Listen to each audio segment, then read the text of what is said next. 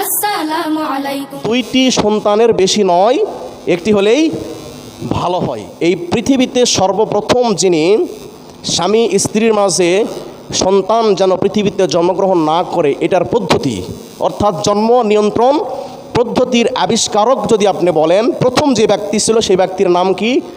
নমরুদ। তিনি অর্ডার করলেন আগামী 3 দিন পর্যন্ত যেন কোনো স্বামী স্ত্রী একই বিছানায় না ঘুমায়, অর্থাৎ যেন কোনো সন্তান জন্মগ্রহণ না করতে পারে। এই যে প্রথম জন্ম নিয়ন্ত্রণ পদ্ধতি আবিষ্কার করলেন যিনি, তিনি নমরুদ। আজকে আমরা বিস্মিত হয়ে যাই, মুসলিম সমাজেও একথা প্রচার প্রসার করে যে তারা বলে কি 2টি সন্তানের বেশি নয়, একটি হলেই ভালো হয়। একথা কিন্তু এখনকার ডাক্তারেরা অনেকেই পরামর্শ দিয়ে থাকে এবং এটা লেখাও থাকে অনেক জায়গাতে, 2টির বেশি নয়, একটি হলে ভালো হয়। অথচ এই কথার যারা আবিষ্কারক, পূজার প্রতি মূর্তির প্রতি ভালোবাসা, যারা এক আল্লাহ বিশ্বাস করো, যারা কালেমায় শাহাদাত পড়েছো, তারা যেন কখনোই কোনোভাবে মূর্তির প্রতি ভালোবাসা, মেলায় যাওয়ার প্রতি আগ্রহ, তাদের হিন্দুদের কৃষ্টি কালচার, হরিবাসরের যাই খিচুড়ি খাওয়া, হরিবাসরের পোলা খাওয়া, হরিবাসরের উৎসর্গকৃত তাকে দেব দেবতাকে যে উৎসর্গিত ফল ফলাদি দেয় সেগুলি আবার মুসলমান নাকি বসে থেকে খায় বলি নাউজুবিল্লাহ। আল্লাহ পাক কোরআনে স্পষ্ট বলেছেন, ওমা উহিল্লা বিহিলি গৈরিল্লাহ, গৈরিল্লাহর নামে যেটা উৎসর্গ করা হয় সেটা খাওয়া হারাম, নিষিদ্ধ, ওটা খাওয়াও যা আর জাহান্নামের আগুন খাওয়াও সমান। আরে ভাই, তাদের ধর্ম তারা, আপনাদের ধর্মে আপনারা, ধর্ম যার যার উৎসব সবার তা তো নয়, ধর্ম যার উৎসব তার। তাই যদি হয় আমাদের ঈদুল আজহার দিনে তারা আসে না কেন? আসে না কেন? এটা একটা সস্তা বলি মুসলমানের সমাজের ভিতরে, মাথার ভিতরে শিরিকের বীজ বপন করার জন্য এটা ঢুকিয়ে দিচ্ছে। তো কাছে কাছে প্রিয় উপস্থিতি, আমরা এই বিষয়ে সতর্ক থাকবো। বলেন তো, ঈদ কাদের উৎসব? আওয়াজ দিয়ে বলেন, ঈদ কাদের উৎসব? মুসলমানের উৎসব। ঈদুল ফিতর, ঈদুল আজহা মুসলমানের উৎসব। আর মেলা কাদের উৎসব? কিন্তু এটা কি দেখা যায়, ঈদও মুসলমানের উৎসব, ঈদুল আজহা ঈদুল ফিতর মুসলমানের উৎসব, মেলাও মুসলমানের উৎসব। এখন আপনারা যদি ঠিক বলেন তাও ঠিক, যদি নাও বলেন তাও বাস্তব। এখন হয়ে গেছে ওদের উৎসব আমাদের। আর ইব্রাহিম আলাইহিস সালাতু ওয়াস সালাম কি করলেন? সবাই যখন প্রতি বছর নেয়, এবছরও মেলাতে চলে গেলেন। তারা তাদের কাঙ্ক্ষিত পূজ্য দেবতাকে নিয়ে অথবা বিভিন্ন কৃষ্টি কালচারের মাধ্যমে তারা মেলায় চলে গেলেন। তারা বিভিন্নভাবে উলুধ্বনি দিচ্ছেন আর মেলায় চলে যাচ্ছেন। ইব্রাহিমকে তার পিতা বললেন, ইব্রাহিম চলো বাবা, মেলায় চলো, সকলে যাচ্ছে চলো। ইব্রাহিম আলাইহিস সালাতু ওয়াস সালাম কি বললেন জানেন? ফানাযরা নাযরাতান ফিন নুজুম ফাকালা ইন্নী সাকিম ফাতাওয়াল্লাউ আনহু মুদবিরিন। তিনি আকাশের দিকে লক্ষ্য করলেন। ইব্রাহিম বললেন, বাবা আমি মেলাতে যাইতে পারবো না, আমি রোগে আক্রান্ত। তিনি তো রোগে আক্রান্ত নয়, হ্যাঁ তিনি রোগে আক্রান্ত। তার চোখের সামনে তার স্বজাতি শিরিক করে মুশরিক হয়ে জাহান্নামের পথে চলতেছে। তিনি এগুলি দেখে ব্যথায় ব্যথিত হয়ে তিনি তার জাতিকে নিয়ে চিন্তায় পেরেশানে রোগা। পিতার সাথে যদি 7 বছর প্রবাস থেকে আসার পরে সাক্ষাৎ হয়ে আমরা কি বলবো? আসসালামু আলাইকুম বাবা, কেমন আছেন, নাকি একথা বলি না? কিন্তু ইব্রাহিম আলাইহিস সালাম কি বললেন জানেন? ইব্রাহিম আলাইহিস সালাতু ওয়াস সালাম বললেন, বাবা আপনার স্রষ্টাকে। আলহামদুলিল্লাহ, সমস্ত প্রশংসা মহান আল্লাহ তাআলার জন্য, যে মালিক আমাদেরকে পবিত্র জুমার দিন জুমার নামাজ আদায় করার উদ্দেশ্যে দুনিয়াবী সকল কাজকর্ম থেকে ফারেক করে আল্লাহ তাআলার ঘর, পবিত্র ঘর মসজিদে এসে বসে নবী পাকের উপরে দরুদ শরীফ পড়ার সৌভাগ্য দান করেছেন। আল্লাহ তাআলার দরবারে শুকরিয়া আদায় পড়ি আলহামদুলিল্লাহ।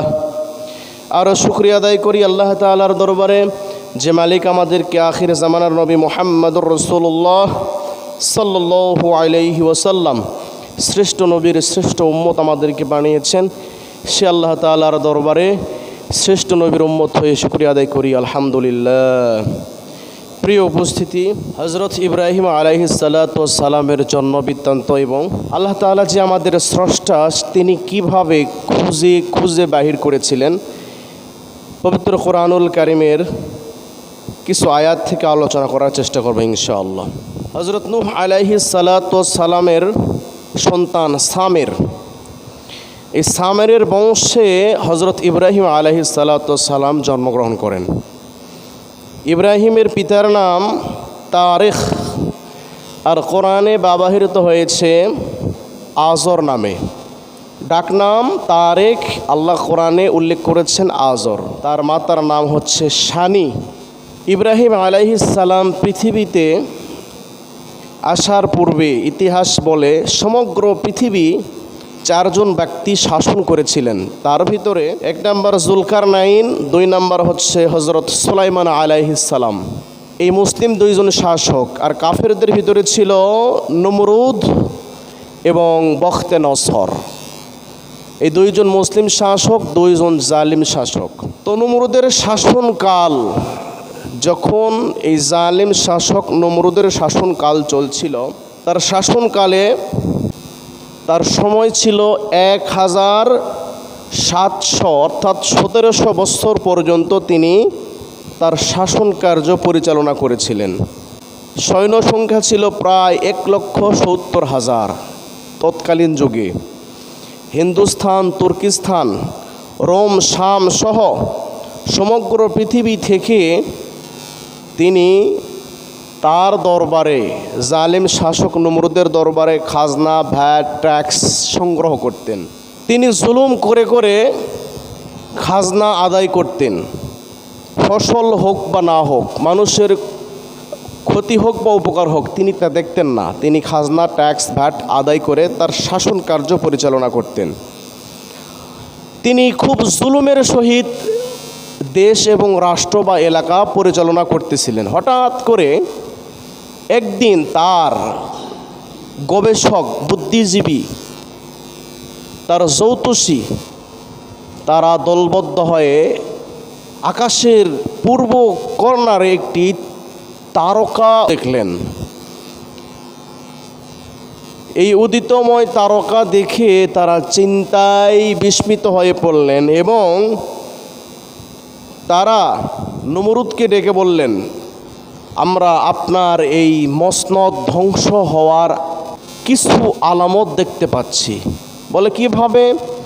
পূর্ব আকাশে একটি তারকা উদিত হয়েছে, যেই তারকা ব্যাখ্যা বিশ্লেষণ করে বোঝা যায় আগামী 3 দিনের ভিতরে এমন একজন ব্যক্তির আবির্ভাব পিতার ঔরস থেকে মাতার ঔরসে পৌঁছবে, যেই সন্তান পৃথিবীতে আসার পরে তার ঔরসে লক্ষাধিক নবী রাসূল জন্মগ্রহণ করবে এবং আপনার এই মসনদকে তছনছ করে চুরমার করে দিবে।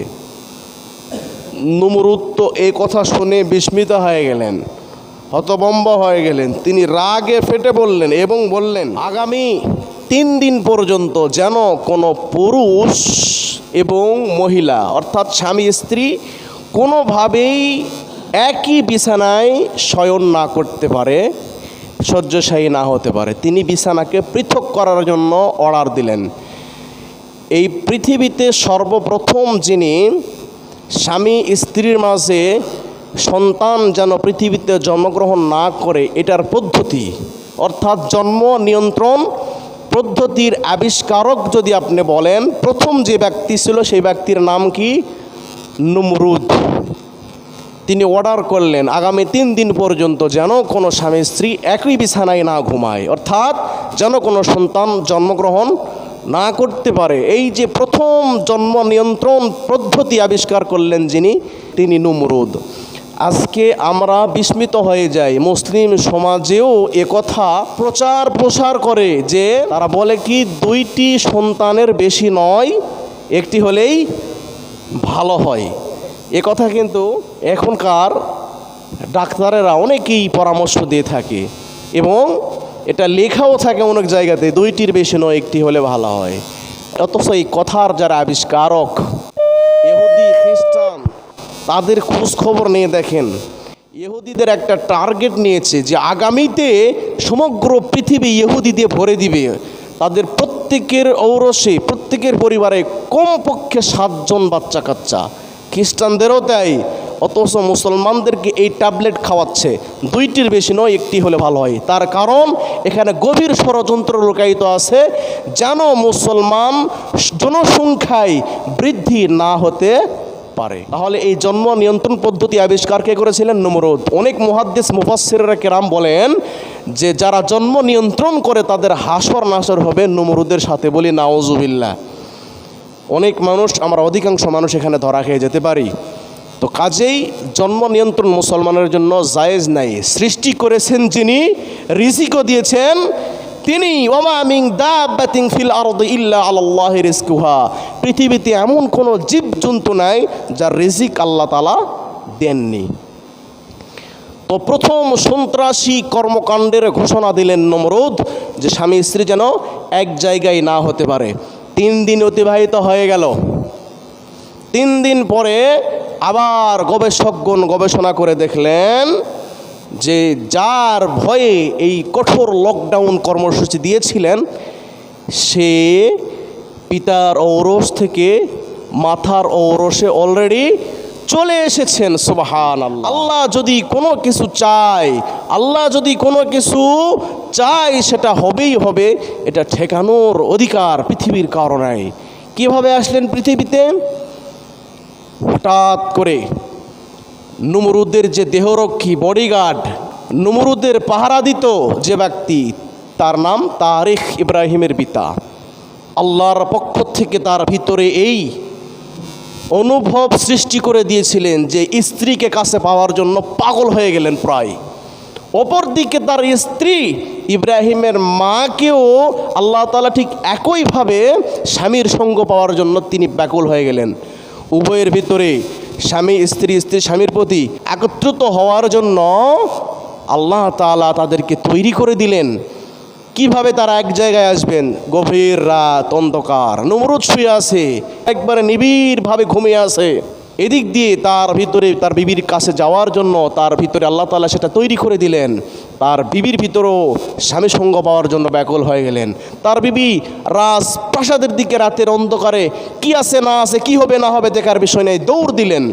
এদিক দিয়ে কঠোর লকডাউন চলতেছে। দৌড় দিয়ে দেখে জানালার পাশে নমরুদের বিছানার সাইডে তার স্বামী এক হাতে তরবারি, এক হাতে প্রদীপ নিয়ে দাঁড়িয়ে আছেন। ইতিমধ্যে আল্লাহর পক্ষ থেকে একজন আগন্তুক এসে তারিখ নমরুদের দেহরক্ষীকে বলতেছে, আর দেরি নয়, তুমি বাইরে চলে যাও, আমার হাতে তরবারি আর প্রদীপ দাও। ওই আগন্তুক তরবারি এবং প্রদীপ নিয়ে আল্লাহ পাক রব্বুল আলামিনের পক্ষ থেকে তারিখের সুরত ধারণ করে নমরুদের পাশেই দাঁড়িয়ে রইলেন। আসল যে তারিখ তিনি বাইর হয়ে স্ত্রীর কাছে গেলেন এবং আল্লাহ পাক রব্বুল আলামিন উভয়ের মাধ্যমে পিতার ঔরস থেকে মাতার ঔরসে ইব্রাহিম আলাইহিস সালামকে পৌঁছে দিলেন বলে সুবহানাল্লাহ। তারা সেখান থেকে চলে গেলেন, জায়গায় আবার চলে আসলেন তারিখ।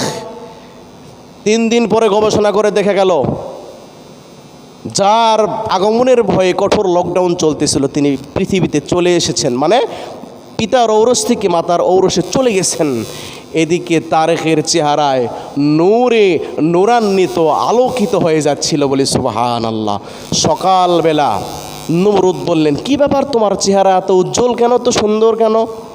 বলে, হয়তো বা এটা আপনাদের আশীর্বাদ। এদিক দিয়ে গবেষক গবেষণা করে দেখলেন ইব্রাহিম চলে এসেছেন। আবার সন্ত্রাসী কর্মকাণ্ডের ঘোষণা দিলেন যে এখন থেকে শুরু করে আগামী 1 বছর পর্যন্ত যত শিশু সন্তান জন্মগ্রহণ করবে প্রত্যেক শিশু সন্তানকে নিজের মা বাবা নিজের জন্মকৃত সন্তানকে হত্যা করবে। বলি নাউজুবিল্লাহ। নিজের সন্তানকে নিজের পিতামাতা কি করবে? হত্যা করবে। কঠোর সন্ত্রাসী ঘোষণা দিলেন। আজকে এই নমরুদের উত্তরসূরি ফিলিস্তিনে, মুসলিম দেশগুলিতে, ইরানে তারা ছোট ছোট বাচ্চাকে টার্গেট করে তারা বোম্বিং করে তাদেরকে হত্যা করে। ওই একই কায়দায়, ওই একই নিয়মে, ওই একই পদ্ধতিতে, যেন মুসলমান পৃথিবীতে জনবহুল জনসংখ্যায় বৃদ্ধি না হতে পারে। প্রিয় উপস্থিতি, এবার ঘোষণা দিলেন আগামী 1 বছর পর্যন্ত হত্যাযজ্ঞ চলবে। শিশু বাচ্চা, ভূমিষ্ঠকৃত বাচ্চাগুলি হত্যাযজ্ঞ চলছে চলছে চলছে। যখন 9 মাস অতিবাহিত হলো, পয়গম্বর ইব্রাহিম আলাইহিস সালামকে প্রসব করার জন্য তার মা নিরিবিলি একটি পাহাড়ের গর্তে চলে গেলেন, সেখানে প্রসব করলেন। ইব্রাহিম আলাইহিস সালাম মরুভূমির মাঝে পাহাড়ে গুহার ভিতরে সেখানে প্রসব হওয়ার পরে তার মা সেখানে শিশু বাচ্চাকে ফেলে চলে আসলেন। সে কি হবে, কি খাবে, কি পরবে, এটা চিন্তা আর করলেন না। তিনি বাচ্চাকে সেভ করার জন্য রেখে চলে আসলেন।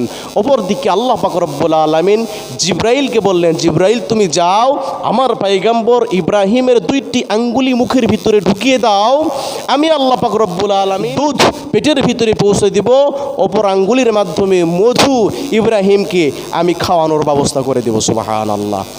গর্তের ভিতরে আঙ্গুলি মুখের ভিতরে দেওয়ার পরে দুধ এবং মধু রিজিকের ব্যবস্থা করে দিলেন কে? আল্লাহ। ইব্রাহিম আলাইহিস সালাম সেখানে লালিত পালিত হচ্ছেন, জান্নাতি খাবার খাচ্ছেন। এদিকে তার মা মাঝে মধ্যে দেখে আসতেছেন, অটোমেটিক বাচ্চা সুস্থ সবল সুন্দর সুঠাম দেহের অধিকারী হচ্ছেন। 7 বছর যখন হয়ে গেল, মা পারমিশন দিলেন, আসো এখন বাসায় আসো, আর ভয় নেই, এখন বাসায় আসো। ইব্রাহিম আলাইহিস সালাতু সালাম আকাশের তারকারাজিকে লক্ষ্য করে প্রশ্ন করলেন।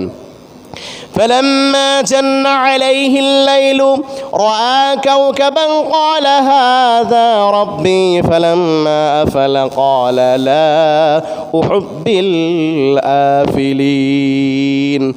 আকাশের তারকা দেখে তিনি প্রশ্ন করলেন এবং তিনি মনস্থ করলেন এটাই আমার রব। কিন্তু যখন আকাশের তারকারাজি সকালবেলা নিভে গেল, তখন তিনি সিদ্ধান্ত নিলেন যে নিভে যায়, চলে যায়, হারিয়ে যায়, মুছে যায়, সে রব হতে পারে না। দিনের বেলায় সূর্য দেখলেন, বিশাল সূর্য, সমগ্র পৃথিবী আলো দিচ্ছে, এটাই আমার রব। যখন সূর্য পশ্চিম আকাশে অস্ত গেল, তখন তিনি চিন্তা করলেন, সিদ্ধান্ত নিলেন উদীয়মান সূর্য অস্ত গেল, এই আমার রব হতে পারে না।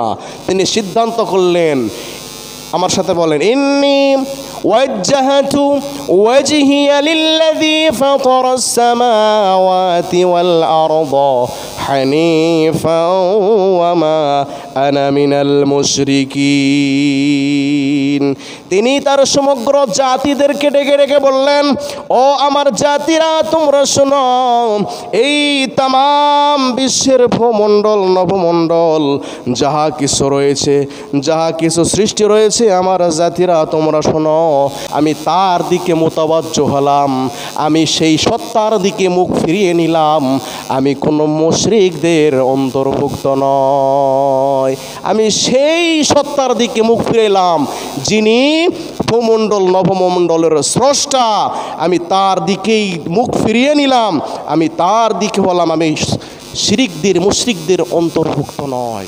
7 বছর যখন হয়ে গেল, মা পারমিশন দিলেন, আসো এখন বাসায় আসো, আর ভয় নেই, এখন বাসায় আসো।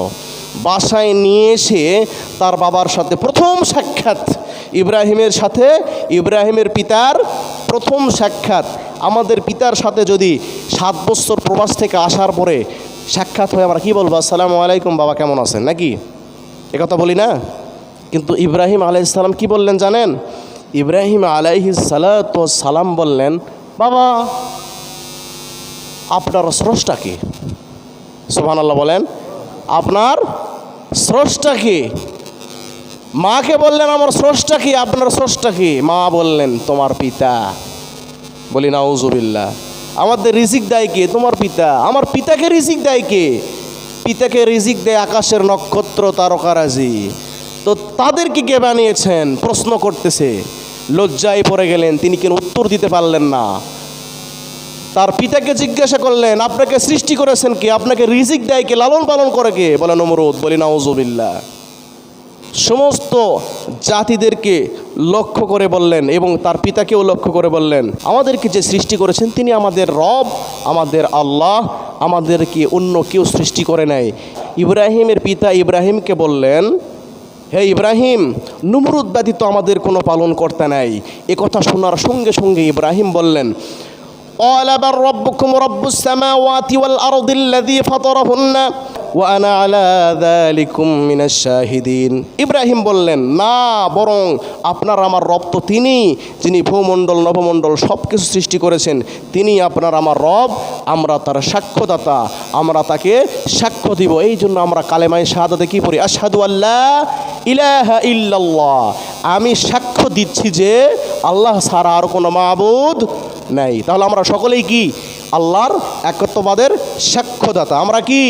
সাক্ষ্যদাতা। শুধু কালেমাই তৈয়্যিবা লা ইলাহা ইল্লাল্লাহ বললে হবে না, আশহাদু আল্লা ইলাহা ইল্লাল্লাহ বলতে হবে। আমরা সাক্ষ্য দিচ্ছি আল্লাহ এক ও অদ্বিতীয়, এবং হযরত মুহাম্মদ সাল্লাল্লাহু আলাইহি সাল্লাম আবারও সাক্ষ্য দিলাম তিনি আল্লাহ তাআলার পক্ষ থেকে প্রেরিত বান্দা এবং রাসূল।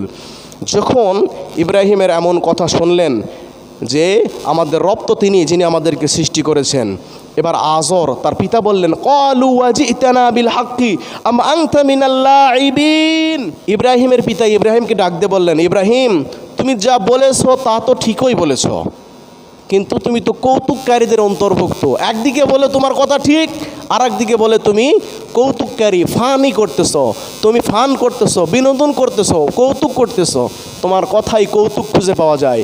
একদিকে বললেন তোমার কথা ঠিক, অপরদিকে বললেন তুমি কৌতুককারী। এ কথা শুনে ইব্রাহিম আলাইহিস সালাতু সালাম উচ্চস্বরে কী করলেন? শপথ নিলেন। আমরা অনেক সময় শপথ করি আল্লাহর কসম করে বলতেছি, জোরে বলি না, আল্লাহর কসম করে বলতেছি আমি এটা করবই। এইরকম ইব্রাহিম আলাইহিস সালাতু সালাম শপথ নিলেন, ওয়াতাল্লাহি লাআকিদান্না আসনামাকুম বা'দা আন তুওয়াল্লু মুদবিরিন। ইব্রাহিম উচ্চ আওয়াজে শপথ নিলেন, আর এই উচ্চ আওয়াজটা অনেকেই শুনে ফেলেছিলেন। কি শপথ নিলেন? তিনি বললেন, আল্লাহর কসম করে বলি আমি তোমাদের এই মূর্তিগুলি সম্পর্কে চিন্তা ভাবনা করে দেখবো এদেরকে কী করা যায়, কিভাবে শায়েস্তা করা যায়, কিভাবে সাইজ করা যায়। তিনি তাদের পূজ্য দেবতা মূর্তির প্রতি এভাবে শপথ করলেন, এদের প্রতি আমি চিন্তা করে দেখবো এদেরকে কিভাবে সাইজ করা যায়। এই কথা যখন অনেকে শুনে ফেললেন, কেউ গ্রাহ্য করলেন না কথাটা, অনেকে এড়িয়ে চললেন। সবাই যখন প্রতি বছরের ন্যায় মেলায় উপস্থিত হয়, মেলা হয় কি হয় না? আচ্ছা বলেন তো, ঈদ কাদের উৎসব? আওয়াজ দিয়ে বলেন, ঈদ কাদের উৎসব? মুসলমানের উৎসব। ঈদুল ফিতর, ঈদুল আজহা মুসলমানের উৎসব। আর মেলা কাদের উৎসব? কিন্তু এটা কি দেখা যায়? ঈদও মুসলমানের উৎসব, ঈদুল আজহা ঈদুল ফিতর মুসলমানের উৎসব, মেলাও মুসলমানের উৎসব। এখন আপনারা যদি ঠিক বলেন তাও ঠিক, যদি নাও বলেন তাও বাস্তব। এখন হয়ে গেছে ওদের উৎসব আমাদের। আর ইব্রাহিম আলাইহিস সালাতু সালাম কি করলেন? সবাই যখন প্রতি বছর নেয় এবছরও মেলাতে চলে গেলেন। তারা তাদের কাঙ্ক্ষিত পূজ্য দেবতাকে নিয়ে অথবা বিভিন্ন কৃষ্টি কালচারের মাধ্যমে তারা মেলায় চলে গেলেন। তারা বিভিন্নভাবে উলুধ্বনি দিচ্ছেন আর মেলায় চলে যাচ্ছেন। ইব্রাহিমকে তার পিতা বললেন, ইব্রাহিম চলো বাবা মেলায় চলো, সকলে যাচ্ছে চলো। ইব্রাহিম আলাইহিস সালাতু সালাম কি বললেন জানেন? তিনি আগেই আল্লাহর একাত্মবাদের সাক্ষ্য দিয়েছিলেন, তিনি এখন মুসলমান। ওয়ামা আনা মিনাল মুশরিকিন, আমি মুশরিক নয়। তিনি বললেন, ইন্নী ওয়াজ্জাহাতু ওয়াজহিয়া লিল্লাযী ফাতারাস সামা, আমি এক আল্লাহর দিকে মুখ ফিরাইলাম। যখন এক আল্লাহর দিকে মুখ ফিরাইলেন, এক আল্লাহকে সাক্ষ্য দিলেন, তখন তিনি আর মুশরিকদের অন্তর্ভুক্ত নয়। তিনি ওই মেলা বলেন, পূজ্য বলেন, দেবতা বলেন, সব কিছুর থেকে নিজেকে গুটিয়ে নিলেন, ফিরিয়ে রাখলেন। তিনি তার পিতাকে উত্তর দিলেন মেলা যাওয়া প্রসঙ্গে। কি বললেন? ফানাযরা নাযরাতান ফিন নুজুম ফাকালা ইন্নী সাকিম ফাতাওয়াল্লাউ আনহু মুদবিরিন। তিনি আকাশের দিকে লক্ষ্য করলেন। ইব্রাহিম বললেন, বাবা আমি মেলাতে যাইতে পারবো না, আমি রোগী আক্রান্ত। কিসে আক্রান্ত? আপনারা খেয়াল করেন ভাই, আমি কিসে আক্রান্ত? রোগে আক্রান্ত। তিনি তো রোগে আক্রান্ত নয়, হ্যাঁ তিনি রোগে আক্রান্ত। তার চোখের সামনে তার স্বজাতি শিরিক করে মুশরিক হয়ে জাহান্নামের পথে চলতেছে। তিনি এগুলি দেখে ব্যথায় ব্যথিত হয়ে তিনি তার জাতিকে নিয়ে চিন্তায় পেরেশানে রোগে আক্রান্ত। তিনি ঠিকই বলেছিলেন, আমি রোগে আক্রান্ত বাবা, আমি মেলাতে যেতে পারবো না। তিনি মেলাকে এড়িয়ে চললেন। এবার আল্লাহ পাক রব্বুল আলামিন বলেন, ফাজআলাহুম জুযাযান ইল্লা কাবীরান লাআল্লাহুম ইয়ারজিউন। ইব্রাহিম সকলে যখন মেলাতে চলে গেল, ইব্রাহিম আলাইহিস সালাতু সালাম একটি কুড়াল নিলেন। কুড়াল নিয়ে সমস্ত ছোটো খাটো মেজো সব মূর্তিগুলি ভেঙে চুরমার করে দিলেন। একবারে কুড়াল নিয়ে আস্ত সবার বড় যে মূর্তিটি আছে সেই মূর্তির ঘাড়ে কুড়ালটা রেখে তাকে সুন্দরভাবে আস্তভাবে রেখে দিলেন, তার গায়ে একটা টাচও পর্যন্ত করে নেয়। আর ছোটোখাটো মূর্তিগুলি মেজো আকারের মূর্তিগুলি সব ভেঙে চুরমার। সকলে যখন মেলা থেকে ফিরে আসলেন দেখলেন মূর্তিদের অবস্থা খারাপ। এখন এখান থেকে একটি বিষয় যে আমরা কি এখনকার যুগে কি ইব্রাহিম যে আল্লাহ যে কোরআনে একবার আয়াত নাজিলের মাধ্যমে ঐতিহাসিক ঘটনা জানিয়ে দিয়েছেন বা জানিয়ে দিলেন, আমরাও কি তাদের মূর্তিগুলি ভাঙার অধিকার আমাদের আছে? আল্লাহ তো কোরআনে বলেছেন, আমাদের কি অধিকার আছে? না, আল্লাহ পাক কোরআনে অন্য জায়গায় বলেছেন যে লা ইকরাহা ফিদ্দীন, ধর্মের ব্যাপারে অন্য কোনো জাতিকে বল প্রয়োগ করা চলিবে না। এরপর আল্লাহ সূরা কাফিরুনের শেষ আয়াতে বলেন লাকুম দীনুকুম ওয়ালিয়া দিন, তোমরা যার ইবাদত করো তার ইবাদত তারা করে না, তারা যার ইবাদত করে তার ইবাদত তোমরা করো না, অতএব তার ধর্মে তারা, তোমাদের ধর্মে তোমরা।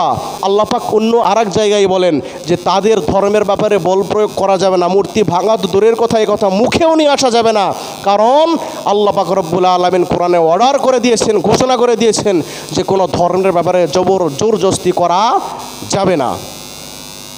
এটা ঐতিহাসিক ঘটনা, এর মাধ্যমে আল্লাহ পাক পৃথিবীর সমস্ত মানুষদেরকে সতর্ক করেছেন তোমরা যেন কোনোভাবেই মূর্তি পূজার প্রতি, মূর্তির প্রতি ভালোবাসা, যারা এক আল্লাহ বিশ্বাস করো, যারা কালেমায় শাহাদাত পড়েছো, তারা যেন কখনোই কোনোভাবে মূর্তির প্রতি ভালোবাসা, মেলায় যাওয়ার প্রতি আগ্রহ, তাদের হিন্দুদের কৃষ্টি কালচার, হরিবাসরের যাই খিচুড়ি খাওয়া, হরিবাসরের পোলা খাওয়া, হরিবাসরের উৎসর্গকৃত তাকে দেব দেবতাকে যে উৎসর্গকৃত ফল ফলাদি দেয় সেগুলি আবার মুসলমান নাকি বসে থেকে খায় বলি নাউজুবিল্লাহ। আল্লাহ পাক কোরআনে স্পষ্ট বলেছেন ওয়ামা উহিল্লা বিহি গায়রিল্লাহ, গায়রিল্লাহর নামে যেটা উৎসর্গ করা হয় সেটা খাওয়া হারাম, নিষিদ্ধ, ওটা খাওয়াও যা আর জাহান্নামের আগুন খাওয়াও সমান।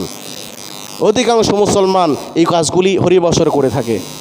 আরে ভাই, তাদের ধর্ম তারা, আপনাদের ধর্মে আপনারা, ধর্ম যার যার উৎসব সবার তা তো নয়, ধর্ম যার উৎসব তার। তাই যদি হয় আমাদের ঈদুল আজহার দিনে তারা আসে না কেন? আসে না কেন? এটা একটা সস্তা বলি মুসলমানের সমাজের ভিতরে, মাথার ভিতরে শিরিকের বীজ বপন করার জন্য এটা ঢুকিয়ে দিচ্ছে। তো কাছে কাছে প্রিয় উপস্থিতি, আমরা এই বিষয়ে সতর্ক থাকব। এবার সকলে যখন মেলা থেকে এসে দেখলেন কারো নাক নাই, কারো চোখ নাই, কারো হাত নাই, কারো পা নাই, অঙ্গ প্রত্যঙ্গ নাই, সব মূর্তিগুলি ভেঙে চুরমার।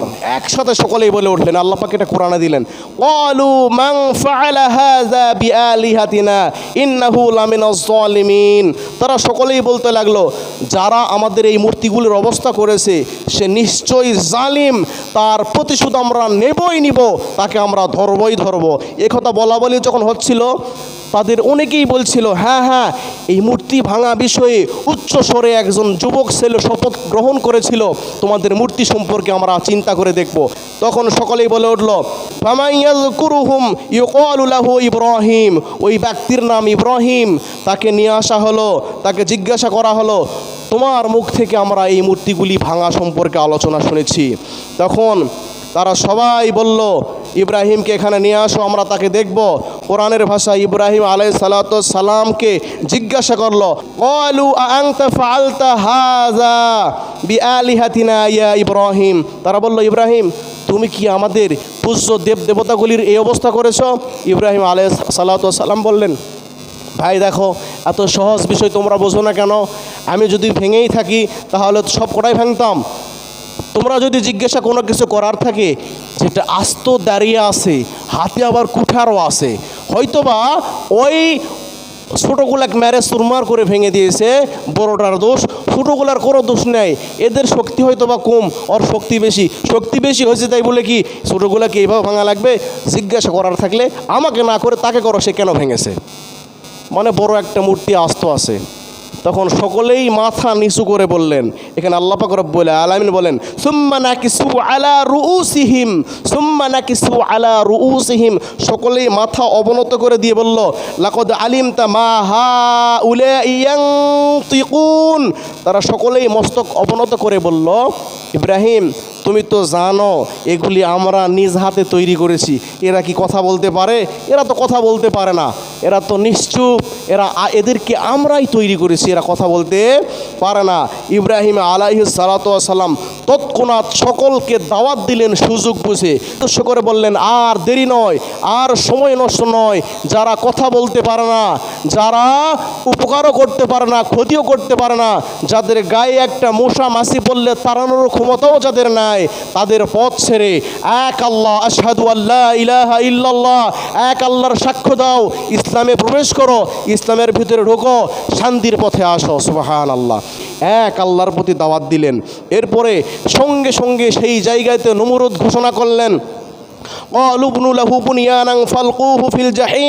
একে বন্দি করো, গ্রেফতার করো, এই ইব্রাহিমকে আমরা আগুনে নিক্ষেপ করে শায়েস্তা করব আমাদের মূর্তিগুলি ভাঙার কারণে। এখান থেকে সামনে ইব্রাহিমকে আগুনে ফেলার ঘটনা আসবে। তাহলে আমরা যে আলোচনা করলাম, এই আলোচ্য বিষয় থেকে তিনটি বিষয় প্রতীয়মান হলো, তিনটি শিক্ষণীয় বিষয় হলো, আল্লাহ যদি কোনো কিছু চায় সেটাকে ফেরানোর ক্ষমতা পৃথিবীর কাহারও নেই। আল্লাহ পাক রব্বুল আলামিন চেয়েছেন এই জুলুমের অবসান ঘটিয়ে মুশরিকবাদ শিরিকবাদকে লিপ্ত করে দিয়ে ইব্রাহিমের মাধ্যমে এই জাতিকে ইসলামের পথে, সঠিক পথে নিয়ে আসা। যুগে যুগে যুগে যুগে মানুষ এরকম ইসলামের পথে মানুষকে ডাকবে। জাহিলির যুগে হযরত মুহাম্মদ সাল্লাল্লাহু আলাইহি সাল্লাম, অন্ধকার যুগে, যেই যুগে মানুষ মানুষকে চিনত না, যেই যুগে ছেলে মাকে চিনত না, মা ছেলেকে চিনত না, সন্তান বাবাকে চিনত না, বাবা সন্তানকে চিনত না, ছোটোখাটো বিষয় নিয়ে বিশাল বড় একটা যুদ্ধে বিগ্রহে লিপ্ত হইত, এমনকি নিজের জন্মদাতা সন্তানকে নিজের পিতা হত্যা করত। এই জাহেলিয়াত যুগে মুহাম্মদ সাল্লাল্লাহু আলাইহি সাল্লাম এসে এই জাতিকে অন্ধকার থেকে আলোর দিকে ফিরিয়ে নিয়ে আসলেন। যুগে যুগে নবী রাসূলরা এরকম অন্ধকার থেকে জাতিকে আলোর ভিতরে, একত্ববাদের ভিতরে, ইসলামের ভিতরে নিয়ে আসলেন। আর ইহুদি খ্রিস্টান মুশরিকরা তারা আমাদেরকে এই মুসলমানের একতাবদ্ধ থেকে, এক আল্লাহ থেকে ফিরিয়ে আমাদের দিলকে, অন্তরকে মূর্তি পূজার দিকে, পীর পূজার দিকে, মাজার পূজার দিকে উৎসাহিত করতেছে। এখন দেখেন না, সারা বাংলাদেশে বিভিন্ন জায়গায় পীর পূজা, মাজার পূজা ব্যবসা শুরু হয়ে গেছে। পীরের দাড়ি নাই, পীরের টুপি নাই, পীরের মাথায় টিপ, পীরের হাতে শাখা, পীরের নামের আগে আবার শ্রী শ্রী কৃষ্ণ কি যেন আলম এইভাবে লেখা দেখা যায়। তার মানে কি, মুসলমানের পোশাক পরে, মুসলমানের লেবাস ধরে আল্লাহর নাম নিয়ে তারা মানুষকে শিরকে লিপ্ত করতে চায়। এরা হচ্ছে ইহুদি খ্রিস্টানদের দালাল, ঈমান বিধ্বংসকারী। এই শিরিকবাদ, মাজার পূজা, পীর পূজা থেকে আমাদের সকলকে এক আল্লাহর দিকে থাকতে হবে, এক আল্লাহর মতে থাকতে হবে, আদর্শে থাকতে হবে। আল্লাহ তাআলা আমাদেরকে সকলকে তৌফিক দান করুন, আমিন। প্রিয় উপস্থিতি, দ্বিতীয় যে শিক্ষা, ইব্রাহিম আলাইহিস সালাতু ওয়াস সালামকে আল্লাহ তাআলা গর্তের ভিতরে খাওয়াইলেন। গর্তের ভিতরে যেখানে কোনো মানুষ নাই, কোনো প্রাণী নাই, আল্লাহ পাক রব্বুল আলামিন জিবরাইল আলাইহিস সালামের মাধ্যমে জান্নাত থেকে দুধ এবং মধু খাওয়ানোর ব্যবস্থা করে দিলেন। তিনি কে? আল্লাহ। কাজেই পৃথিবীর সমস্ত মানুষদের রিজিকের দায়িত্ব কে নিয়েছেন? আল্লাহ। আল্লাহ পাক বলেন, ওয়ামা মিন দাবাতিন ফিল আরদি ইল্লা আলাল্লাহি রিজকুহা। পৃথিবীতে যত জীব আছে, জন্তু আছে, যার প্রাণ আছে, এই প্রত্যেকটা প্রাণের রিজিক দেওয়ার দায়িত্ব কে নিয়েছেন? আল্লাহ। অগ্রিম নিয়েছেন, পরবর্তীতে নেবেন এমনটা নয়, আল্লাহ তাআলা নিয়েছেন। আপনার ছেলের ঘরের ছেলে, নাতির ঘরের প্রতি কার রিজিক কি হবে, কার অবস্থান কি হবে, আল্লাহ পাক রব্বুল আলামিন মায়ের গর্ভের ভিতরেই তিনটি জিনিস ফেরেশতাদের মাধ্যমে দিয়েছেন, হায়াত, রিজিক এবং তার ভালো মন্দ আমল। বলি সুবহানাল্লাহ। প্রিয় উপস্থিতি, তাহলে রিজিকের মালিক একমাত্র আল্লাহ। ইব্রাহিমকে গর্তের ভিতরেই আল্লাহ পাক রব্বুল আলামিন খাওয়াইলেন, লালন পালন করলেন। এরপরে 3 নাম্বার, তিনি এক আল্লাহকে সকলের সামনে পরিচয় করে দিলেন। আমাদেরকেও এক আল্লাহর প্রতি অটল অবিচল থাকতে হবে। আল্লাহ পাক রব্বুল আলামিন আমাদের সকলকে ঈমানকে হেফাজত করে, আমলকে হেফাজত করে, এক আল্লাহর প্রতি বিশ্বাস স্থাপন করে সকল শিরিকবাদ মুশরিকবাদ থেকে হেফাজত থাকার তৌফিক দান করুন। সকলে আওয়াজ দিয়ে পড়ি আমিন। ওয়া আখিরি দাওয়াহুম আনিল হামদুলিল্লাহি রাব্বিল আলামিন ওয়া মা আলাইনা ইল্লাল বালাগ।